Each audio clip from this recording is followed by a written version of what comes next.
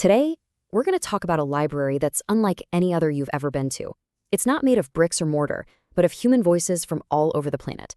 This is the story of LibriVox. So, have you ever had this happen? You go looking for an audiobook of a classic, something like Moby Dick or Pride and Prejudice, and bam, you hit a paywall. It's super common, right? But what if that entire library of classics was just available for free? Well, it is. And the craziest part is, it's being built right now by this huge, passionate community of volunteers. We're talking about regular people in their homes all across the globe recording these books and just giving them away. But how on earth does a project this massive even work? Well, the engine that powers LibriVox is something called virtual volunteering. And honestly, it's kind of the secret sauce behind some of the biggest, coolest projects you see online today. All it really means is people donating their time and their skills over the internet. So instead of having to show up somewhere in person, you can contribute right from your own computer, totally on your own time. It just blows the doors open for who can help, because it doesn't matter where you live or what your schedule is like. And you've almost definitely run into this without even realizing it. I mean, every time somebody edits a Wikipedia page, or contributes code to an open source project, or translates a document for a nonprofit, that's it. That's the movement in action. It's this incredibly powerful way to create amazing things we can all share. Which, of course, brings us right back to LibriVox. It is a perfect example of this idea in action, but for literature. And the whole thing, this entire global library, started with just one simple question. So, picture this, it's 2005. A writer in Montreal named Hugh McGuire posts this question on his blog. He was basically just thinking out loud, wondering if that same collaborative energy that was building something like Wikipedia could be used to create free audiobooks. And that one little question, that was the spark. And from that spark came this incredibly clear and, let's be honest, wildly ambitious mission. The goal wasn't just to record a handful of books. No, the goal was to record all books that are in the public domain and make them free for anyone, anywhere. Even the name they chose tells the whole story. LibriVox. It's just a mashup of two Latin words, liber for book and vox for voice. It literally means the voice of the book. How cool is that?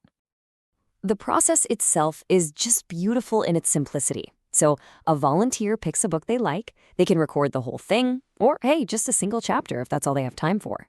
Then they upload their recording. And this is key. Other volunteers then listen to it, checking it against the original text to make sure it's accurate. Once it gets the thumbs up, it gets added to the final audiobook and released for everyone. Now, this whole process leads to one of the most unique and, let's say, debated parts of LibriVox, what the audiobooks actually sound like. See, for a lot of people, this isn't a bug in the system, it's the defining feature. Okay, so if you're used to a professionally produced audiobook from, say, Audible, the LibriVox experience can be different. Instead of one perfectly polished narrator in a soundproof studio, you might get a book read by 20 different people from 20 different countries. Each one has their own accent, their own rhythm, and yeah, you might even hear a dog bark in the background. And that all comes down to their core belief. LibriVox isn't trying to be perfect. Their rule is super simple. If the recording is understandable and it's true to the original text, it gets published. That's it. This makes it so that anyone with a clear voice and a basic microphone can jump in and contribute. And you know what? This unique style has really found its audience. A writer for Wired magazine put it perfectly. He said that what at first might sound a little flat or unpolished, well, after a while, it starts to feel like this really interesting artistic choice.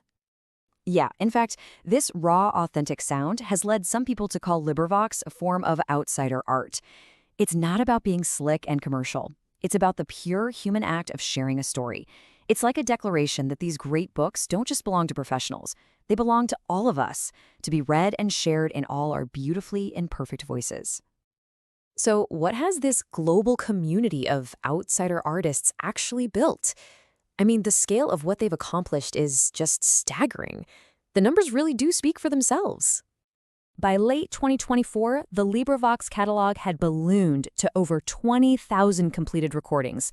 That's 20,000 books, plays, poems, all brought to life for free by volunteers. And get this, it's not just an English language thing. That collection has works in over 90 different languages. 90. It's making classic literature accessible to people all over the world. And are people listening? Oh, yeah.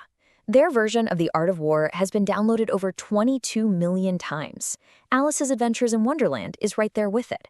This isn't some tiny niche project. It's a major cultural resource for millions. But this number, this one just blows my mind. Back in 2010, their entire annual budget for all their hosting costs was just $5,000. And when they asked the community for donations, they raised the whole amount in less than 2 weeks. It's just incredible. When you step back and look at it, LibriVox is just proof. It's proof that a dedicated community from all corners of the globe, armed with a simple idea and the internet, can build something of truly immense value for everyone. And it leaves you with this one really inspiring thought. I mean, if they could build a global audio library out of nothing but voices and goodwill, it really makes you wonder, right? What other amazing, world-changing things could we all build if we just decided to work together?